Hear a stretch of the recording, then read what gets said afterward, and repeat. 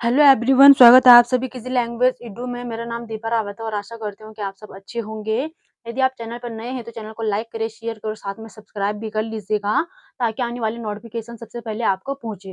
दोस्तों, आज हम पढ़ने वाले हैं महाराष्ट्र के संत, और महाराष्ट्र के संत के बाद हम पढ़ेंगे इस्लाम और सूफी मत। ठीक, इस्लाम और सूफी मत। सबसे पहले हम महाराष्ट्र के संत की बात करेंगे तो 16वीं और 13वीं और 17वीं शताब्दी में। ठीक, 13वीं और 17वीं शताब्दी में क्या हुआ, महाराष्ट्र में अनेक संत हुए। ठीक, महाराष्ट्र में अनेक संत हुए। और जो ये संत थे, ठीक, जो ये संत थे, क्योंकि महाराष्ट्र के संत थे, तो महाराष्ट्र की जो मातृभाषा है वो है मराठी। महाराष्ट्र की मातृभाषा क्या है? मराठी।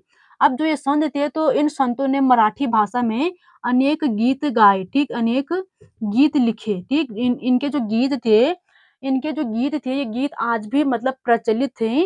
और इन गीत ये गीत ही आज भी लोगों के मनों को प्रेरित करते हैं।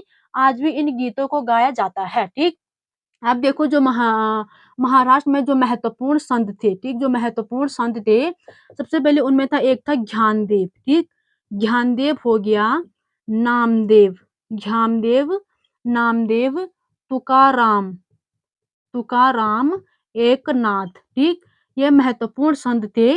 और इन्हीं में एक स्त्री भी थी, उसका नाम था सखुबाई। ठीक, यदि आपने रानी लक्ष्मीबाई की मतलब जो कहानी है वो देखी होगी तो उसमें भी एक सखुबाई थी। और इनमें जो एक महिला थी वो कौन थी? सखुबाई थी। ठीक, वो भी एक संत थी। और इन्हीं में चौखमल का परिवार भी शामिल था। ठीक, चौखमल का परिवार, जो ये चौखमल का परिवार है ये एक अस्पृश्य जाति का माना जाता है। ठीक, ये जाति भी इसमें शामिल थी, किसमें? महाराष्ट्र के संतों में। अस्पृश्य का अर्थ होता है जिसे हम छू नहीं सकते। ठीक, अस्पृश्य का अर्थ क्या होता है? जिसे हम छू नहीं सकते। तो ये जाति भी किसमें शामिल थी? महाराष्ट्र के संतों में शामिल थी। अब देखो कि जो महाराष्ट्र के संत थे, तो महाराष्ट्र के संतों ने, ठीक, जो महाराष्ट्र के संत थे, इन्होंने कर्म कांडों, इन्होंने कर्म कांडों और समाज में जन्म के आधार पर जो मतलब भेदभाव किया जाता था, इसका भरपूर मतलब विरोध किया। ठीक, इन्होंने सभी को एक समान माना।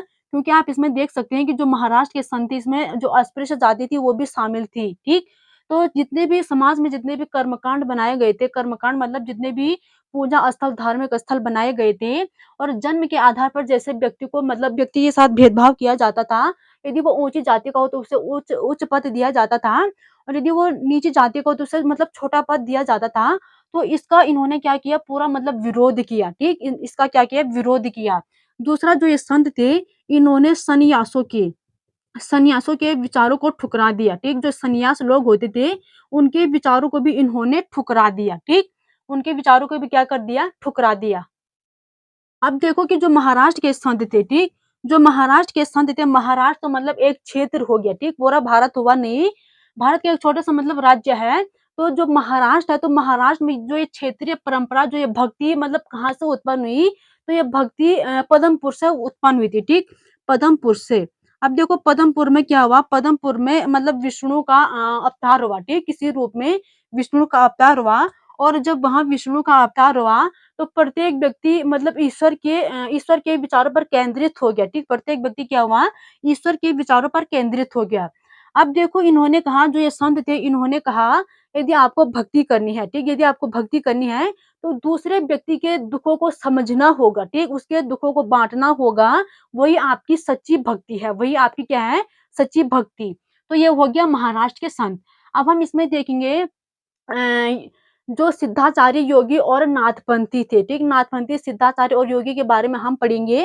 और उसके बाद में हम पढ़ेंगे इस्लाम और सूफी मत। ठीक, वीडियो को अंत तक देखिएगा।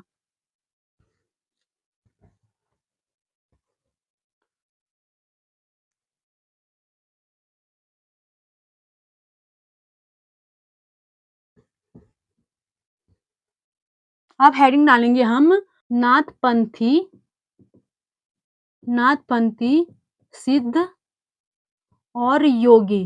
ठीक, नाथपंथी, सिद्ध और योगी। अब देखो क्या हुआ था, वो मैंने बोला था 13वीं और 17वीं शताब्दी में। ठीक, महाराष्ट्र में अनेक संत हुए। तो यहीं पे क्या हुआ? 13वीं और 16वीं शताब्दी में, 13वीं और 16वीं शताब्दी में बहुत से धार्मिक धार्मिक केंद्र उभरे। ठीक, धार्मिक केंद्र उभरे। मतलब बहुत से धर्म धर्म उभरे, ठीक? जैसे हिंदू धर्म, मुस्लिम धर्म, बौद्ध धर्म, जैन धर्म, ठीक? इस्लाम धर्म, तो बहुत सारे धार्मिक केंद्र उभरे और जो ये धार्मिक थे, जो ये धर्म पर लोग लड़ते थे, इन्होंने क्या किया? इन्होंने कर्म कांडों, रूढ़िवादी, ठीक?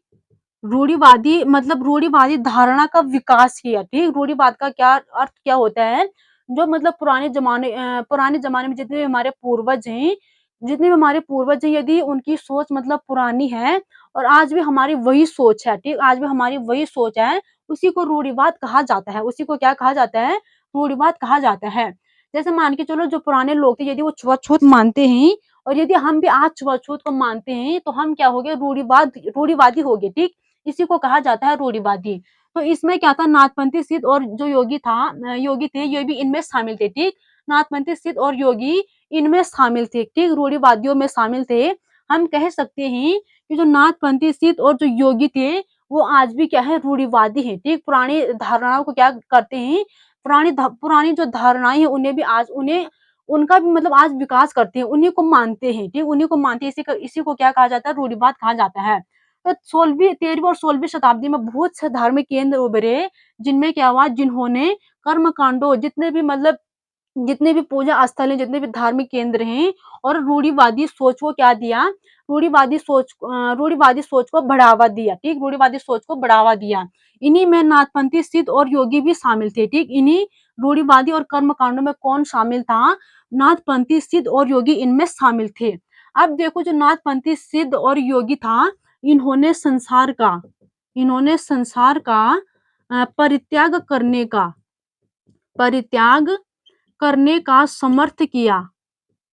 समर्थ किया, ठीक?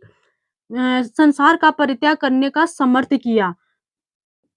यदि हम यहाँ पे परित्याग की बात करेंगे, तो परित्याग का अर्थ होता है छोड़ना, ठीक? मतलब इन्होंने संसार को छोड़ने का समर्थ किया, ठीक? संसार को छोड़ने का क्या किया? समर्थ किया। इनका जो विचार था, ठीक? जिनका जो विचार था, इन्होंने कहा कि निराकार परम सत्य है, ठीक? निराकार क्या है? परम सत्य है। यदि हम इसका चिंतन और मनन करेंगे, यदि हम इसका क्या करेंगे? चिंतन और मनन करेंगे, तो हमें मोक्ष की प्राप्ति हो सकती है। हमें क्या हो सकती है? मोक्ष की प्राप्ति हो सकती है। तीसरा इन्होंने कहा कि अ, योगासान योगासान योगासान प्राणायाम प्राणायाम और मनन और चिंतन मनन और चिंतन से हम अपने शरीर को प्रशिक्षण दे सकते हैं। यदि यदि हम क्या करेंगे? योगा करेंगे, मन में चिंता करेंगे, तो हम अपने शरीर को मतलब एक अच्छी ट्रेनिंग दे सकते हैं। ये किसने कहा? नाथपंथी, सिद्ध और योगी ने कहा, ठीक? क्या कहा? कि हम अपने शरीर को योग करके, चिंतन करके, मनन करके अपने शरीर को एक प्रशिक्षण दे सकते हैं, एक ट्रेनिंग दे सकते हैं, ठीक? आगे हम यदि इनकी बात करेंगे,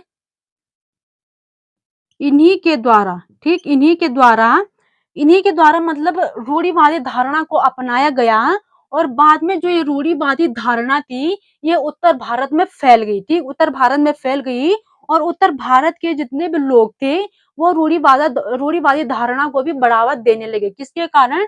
नाथपंथी, सिद्ध और योगी के कारण। ये क्या थी? ये स्वयं रूढ़िवादी थे, ठीक? तो ये थे आपके नाथपंथी, सिद्ध और योगी। ये कब उभरे थे? 13वीं और 16वीं शताब्दी में बहुत सारे धार्मिक केंद्र उभरे।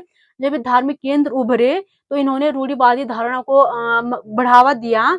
जब इन्होंने रूढ़िवादी धारणा को बढ़ावा दिया, तो ये उत्तर भारत में भी फैल गई, ठीक? ये उत्तर भारत में भी फैल गई, ठीक? ये था हमारा नाथपंथी, सिद्ध और योगी। आगे हम हेडिंग डालेंगे इस्लाम और सूफी मत, जो कि बहुत ही महत्वपूर्ण है और आपको पूरा पढ़ना है, ठीक? कई बार इससे क्वेश्चन पूछे जाते हैं पेपर में, ठीक? तो हम इसका मतलब भरपूर अध्ययन करेंगे, ठीक?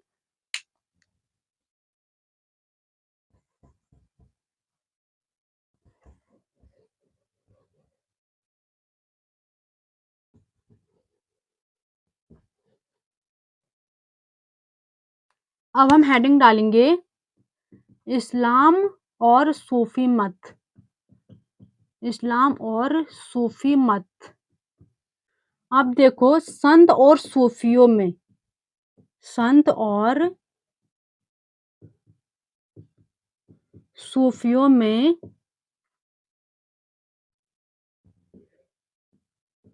बहुत अधिक समानता थी।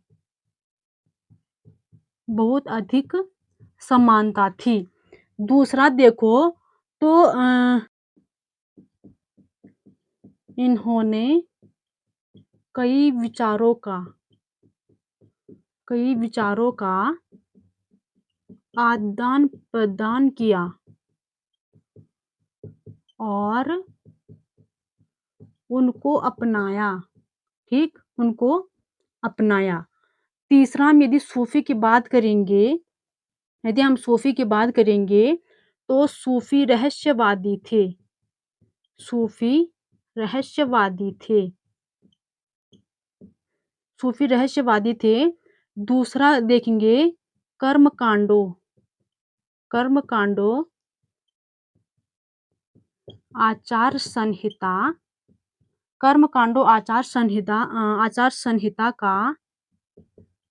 आचार संहिता का इन्होंने विरोध किया या अस्वीकार किया अस्वीकार किया। ईश्वर के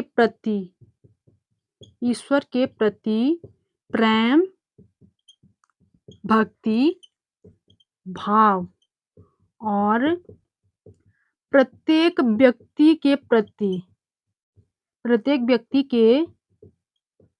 प्रति दयावान रखते थे। ठीक, प्रत्येक व्यक्ति के प्रति दयावान रखते थे। सूफियों ने संत कवियों की तरह संत कवियों की तरह अपने विचारों को अपने विचारों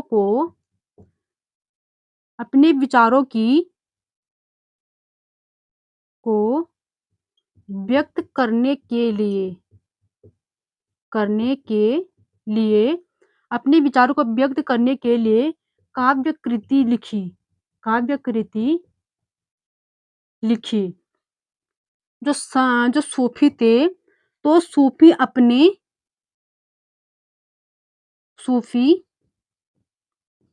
सूफी ठीक उसी तरह जिस तरह एक प्रेमी अपनी प्रेमिका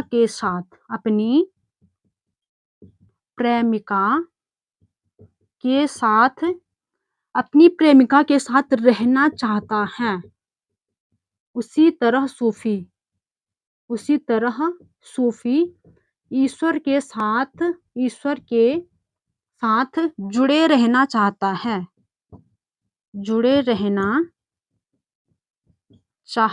है। आगे हम बात करेंगे, ये धर्म के बाहरी आडंबर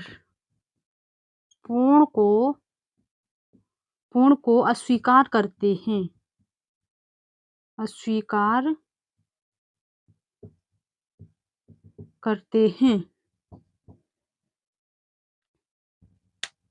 अब देखो इस्लाम और सूफी मत, ठीक, यदि हम इस्लाम और सूफी मत की बात करेंगे, तो संत और सूफियों में बहुत अधिक समानता थी। मतलब ये दोनों एक समान थे। कुछ इनमें समानता क्या थी? एक थी। और इन्होंने कई विचारों का आदान प्रदान किया। ठीक, जैसे मेरे मन में विचार आए तो मैंने आपको बताया, आपके मन में जो विचार आए तो आपने मुझे बताया। ठीक, आपने क्या किया? मुझे बताया और हमने इन विचारों को भी अपना लिया। ठीक, इन विचारों को भी अपना लिया। तो ये किसने किया था? इस्लाम और सूफी मत ने किया था। अब देखो जो सूफी थे, तो सूफी रहस्यवादी थे। रहस्यवादी मतलब ये अपनी बात सिर्फ अपने तक ही रखते थे, किसी और को नहीं बताते थे, मतलब गुप्त थे। ठीक, ये क्या थे? गुप्त थे। सूफी कर्मकांड आचार संहिता का इन्होंने विरोध किया। ठीक, अब देखो जो सूफी लोग थे, ठीक, जितने भी मतलब जितने भी नियम समाज में बनाए गए थे, धर्मों के आधार पर बनाए गए थे, जितने भी पूजा स्थल बनाए गए थे, उन सभी का इन्होंने क्या किया? विरोध किया। ठीक, उन सभी का क्या किया? इन्होंने विरोध किया। और जो संत कवि थे, ठीक, इन्होंने कहा कि ईश्वर के प्रति प्रेम भक्ति भाव, और जो सूफी थे ये प्रत्येक मतलब ईश्वर के प्रति क्या रखते थे? प्रेम, भक्ति और भाव रखते थे, और प्रत्येक व्यक्ति के प्रति दयावान होते थे, ठीक? प्रत्येक व्यक्ति पर क्या करते थे? दया दिखाते थे, और ईश्वर के प्रति भक्ति, प्रेम और भाव को रखते थे, ठीक? अब देखो, संत कवियों की तरह अपने विचारों को, जिस प्रकार जो संत होते हैं, ठीक, जो कवि होते हैं, जब वो अपने विचारों को व्यक्त करते हैं तो अपनी कृतियां लिखते हैं, ठीक, अपनी कृतियां, अपनी जीवनियां लिखते हैं। तो उसी प्रकार जो सूफी थे, सूफी भी क्या करते थे? अपने विचारों को व्यक्त करने के लिए काव्य कृति लिखते थे, ठीक, क्या करते थे? काव्य कृति लिखते थे। अब देखो, सूफी जिस तरह मतलब जिस तरह एक प्रेमी, ठीक, जिस तरह एक प्रेमी अपनी प्रेमिका के साथ रहना चाहता है, उसी प्रकार जो सूफी हैं, सूफी भी ईश्वर के प्रति, ईश्वर के साथ उसी तरह जुड़ना चाहता है, ठीक? ये धर्म के बाहरी आडंबर पूर्ण को अस्वीकार करते हैं। आडंबर मतलब दिखावा, ठीक? यदि कोई व्यक्ति धर्म के प्रति केवल दिखावा करते हैं, ठीक? धर्म के प्रति, धर्म के प्रचार के प्रति मतलब केवल दिखावा करते हैं, तो ये सभी सूफी लोग क्या करते थे? इनको अस्वीकार करते थे। इनको क्या करते थे? अस्वीकार करते थे। आगे हम सूफी में ये बात करेंगे, तो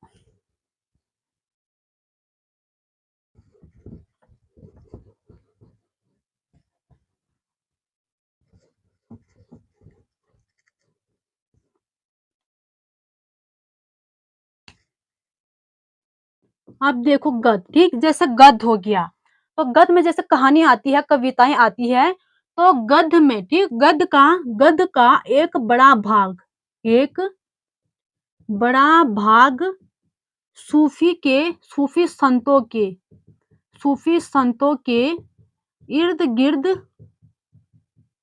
इर्द गिर्द विकसित हुआ था। इर्द गिर्द क्या हुआ था? विकसित हुआ था, ठीक। आगे बात करेंगे, मध्य एशिया के महान सूफी संत, महान सूफी संत गज्जाली, गज्जाली और रूमी क्या हुए? विकसित हुए। गज्जाली और रूमी विकसित हुए। सूफी मानते हैं, सूफी मानते हैं, यदि यदि दुनिया के प्रति, दुनिया के प्रति अलग नजरिया, अलग नजरिया अपनाना हो तो, अपनाना हो तो, अपनाना हो तो दिल को, दिल को पढ़ाया या समझाया जाता है, पढ़ाया या समझाया, समझाया जा सकता है। दिल को पढ़ाया या समझाया जा सकता है, कौन कहता है? सूफी कहते हैं। 11वीं शताब्दी में, 11वीं शताब्दी में अनेक सूफी, अनेक सूफी संत, सूफी संत भारत में आए। मध्य एशिया से, मध्य एशिया से भारत में आए, ठीक, मध्य एशिया से भारत में आए।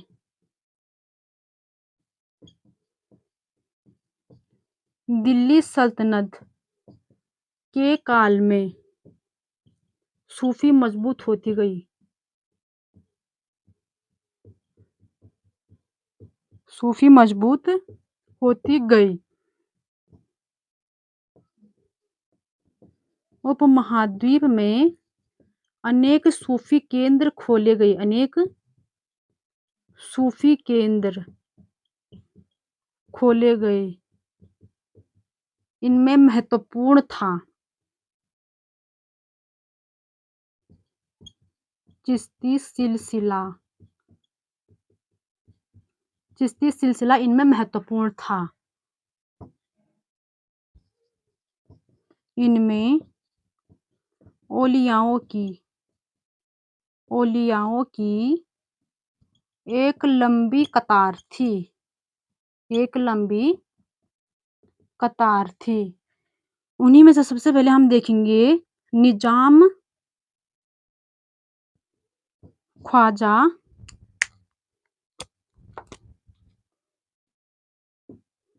मुइनुद्दीन, ख्वाजा मुइनुद्दीन चिश्ती, ख्वाजा मुइनुद्दीन चिश्ती। दूसरा हम इसमें देखेंगे बख्तियार काकी, ठीक? कुतुबुद्दीन, कुतुबुद्दीन बख्तियार काकी, बख्तियार काकी, कुतुबुद्दीन बख्तियार काकी। तीसरा हम इसमें देखेंगे पंजाब के बाबा फरीद, बाबा फरीद। चौथा हम इसमें देखेंगे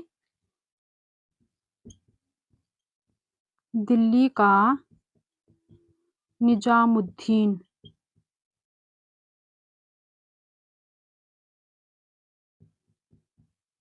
औलिया, ठीक? ये हो गया सूफी मत, ठीक? जो सूफी थे, जो सूफी संत थे। सबसे पहले हमने क्या देखा कि जो गद्य था, ठीक? जो गद्य था, तो गद्य में जैसे हमारा हो गया कविताएं होगी, कहानी हो गई, तो गद्य का एक बड़ा भाग जब सूफी संत थे, तो सूफी संतों के मतलब आसपास ही विकसित हुआ, उसका विकास हुआ, किसका? गद्य का। मध्य एशिया जो महान सूफी संत आए थे, एक था गजाली, दूसरा था रूमी। ये मतलब काफी विकसित हुए थे, काफी विकास हुआ था। सूफी मानते हैं यदि दुनिया के प्रति अलग नजरिया अपनाना हो, यदि हमें दुनिया से बिल्कुल मतलब अलग अपना जो चरित्र है उसको अलग बनाना हो, तो अपने दिल को पढ़ाया या समझाया जा सकता है, ठीक? अपने दिल को पढ़ाया या समझाया जा सकता है। अपने दिल को केवल उन्हीं कामों पर लगाना है जिन्हें मतलब जिनसे हमें सफलता मिलती है, ठीक? यदि दुनिया के प्रति हमें अलग नज़रिया बनाना है, ठीक? दुनिया के प्रति अलग से दिखना है, तो उसके लिए हमें क्या करना पड़ेगा? अपने दिल को पढ़ाया या समझाना पड़ेगा, ठीक? अपने दिल को पढ़ाना या समझाना पड़ेगा। 11वीं शताब्दी में क्या हुआ? अनेक सूफी संत मध्य एशिया से भारत में आए, ठीक? 11वीं शताब्दी में जो सूफी संत थे वो भारत में भी आ गए। जिस समय दिल्ली में जो सल्तनत काल चल रहा था, उसी समय सूफी आ गए थे और सूफी मतलब काफी मजबूत हो गए थे, ठीक? उस समय सूफी काफी मजबूत हो गए थे। उपमहाद्वीप जैसे भारत हो गया, तो भारत के आसपास जितने भी देश हैं, तो वहाँ सूफी के अनेक केंद्र खोले गए, ठीक? सूफियों ने बहुत सारे केंद्र खोले और उनमें जो महत्वपूर्ण केंद्र था वो था चिश्ती सिलसिला। वो कौन था? चिश्ती सिलसिला। इनमें औलियाओं की एक लंबी कतार थी। औलिया का अर्थ होता है संत। औलिया का अर्थ क्या होता है? औलिया का अर्थ होता है संत। अब देखो ये बोले कि इनमें बल औलियाओं की एक लंबी कतार थी, मतलब बहुत सारे संत थे। उन्हीं में ख्वाजा मुइनुद्दीन चिश्ती हैं, कुतुबुद्दीन बख्तियार काकी, ठीक? ये किसका गुरु है? ये हो गया कुतुबुद्दीन का गुरु हो गया कुतुबुद्दीन बख्तियार काकी। इसका जो मजार है वो भी दिल्ली में है। पंजाब के बाबा फरीद, ठीक? पंजाब के बाबा फरीद और दिल्ली का निजामुद्दीन औलिया, ठीक? ये क्या थे? ये संत थे। इसकी मजार दिल्ली में है, इसकी पंजाब में है, इसकी भी दिल्ली में हो गई और इसकी होगी अजमेर में, ठीक? ख्वाजा मुइनुद्दीन चिश्ती की जो अजमेर है जो मजार है वो कहाँ है? वो अजमेर में है, ठीक? ये हो गया महाराष्ट्र के संत। आगे हम इसमें नहीं, ये हो गया आपका सूफी संत। ये क्या था? सूफी संत। यदि हम सूफी संत की बात करेंगे, जो सूफी संत थे, ये अपने खानकाओं मतलब बैठक करा देते, ठीक? अपनी खानकाहों में बैठक करा देते और उस बैठक में आम लोग भी शामिल होते थे, ठीक? आम लोग भी शामिल होते थे और जितने भी संत थे उन संतों से आशीर्वाद लेते थे, ठीक? उन संतों से क्या लेते थे? आशीर्वाद लेते थे और उन संतों के पास मतलब एक ऐसी मतलब जैसे होता है जादू टोना, तो जितने भी मतलब जितने लोग बीमार होते थे, यदि वो उन पर क्या करते थे मतलब आशीर्वाद देते थे, तो उससे वो व्यक्ति बिल्कुल स्वस्थ हो जाता था। उससे क्या होता था? वो व्यक्ति बिल्कुल स्वस्थ हो जाता था। तो ये था आपका सूफी संत, ठीक? ये क्या था? सूफी संत। अब हम देखेंगे जो इस्लाम था, ठीक? जो क्या था? इस्लाम।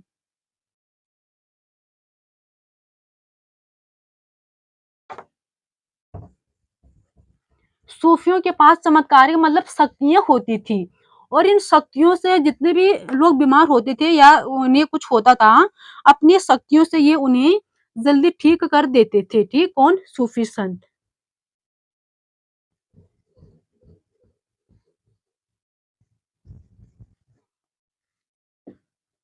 अब हेडिंग डालेंगे इस्लाम। यदि हम इस्लाम की बात करेंगे, तो इस्लाम एकेश्वरवाद या एक अल्लाह को मानते हैं। एक अल्लाह को मानते हैं, एक अल्लाह को मानते हैं। 8वीं शताब्दी में 8वीं शताब्दी में धार्मिक विद्वानों ने धार्मिक विद्वानों ने इस्लाम को इस्लाम को विकसित किया, मतलब विकास किया। और जो इस्लाम था, जो कौन था, इस्लाम था, वो धीरे-धीरे वो धीरे-धीरे जटिल होता गया, ठीक? वो धीरे-धीरे क्या होता गया? जटिल होता गया। जो इस्लाम थे, इस्लाम एकेश्वरवाद, एक अल्लाह को मानते थे, ठीक? एक अल्लाह को मानते थे।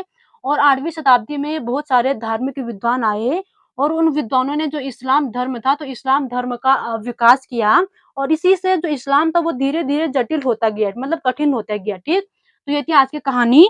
यदि आपको पसंद आए तो लाइक, शेयर और सब्सक्राइब ज़रूर कीजिएगा। धन्यवाद।